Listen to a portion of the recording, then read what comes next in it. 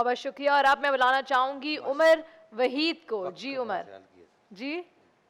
अच्छा मतलब अच्छा बच्चे इम्प्रेस कर रहे हैं जजेस को, मुझे ऐसा लग रहा तीसरे है। बच्चे का नाम क्या है?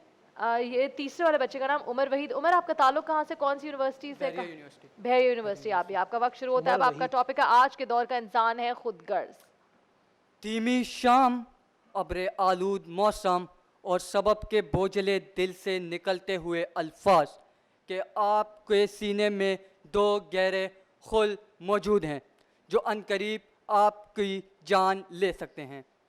सदर आली वकार आगे से जवाब आता है कि जान तो आनी जानी है, कि जान तो आनी जानी है, मुझे इस कौम को मेरी ज़रूरत है। जनाब सदर, ये अल्फाज क़ायद आज़म मोहम्मद अली जिन्ना बानी पाकिस्तान के थे।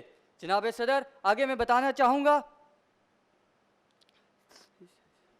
जनाब सदर, एक ऐसा इंसान जिसने अपनी बीमारी के बावजूद भी, अपनी इलालत के दिनों के अंदर भी पाकिस्तान के ख्वाब को टूटने नहीं दिया, जिसने अपने इलालत के दिनों के अंदर भी पाकिस्तान के ख्वाब को एक समझा, जिसने खुदगर्जी के बगैर पाकिस्तान को एक अलग नक्शा दिया, एक अलग रियासत दी। जनाब सदर, आगे मैं एक और बात बताना चाहूँगा आज के नौजवानों को।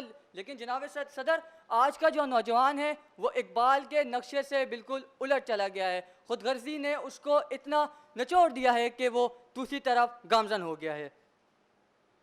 जनाब सदर, इस दौर में कामयाबी की तारीफ सिर्फ पैसे, शोहरत और इक़्तिदार से मरबूत है।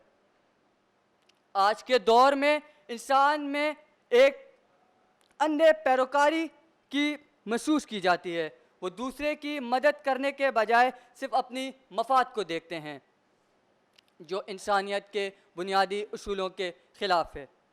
जनाब स्पीकर, आज के दौर का इंसान कश्मीर, फ़लस्तीन, यमन, बर्मा में होने वाले जबर और सितम पर खामोश तमाशाई बना रहता है।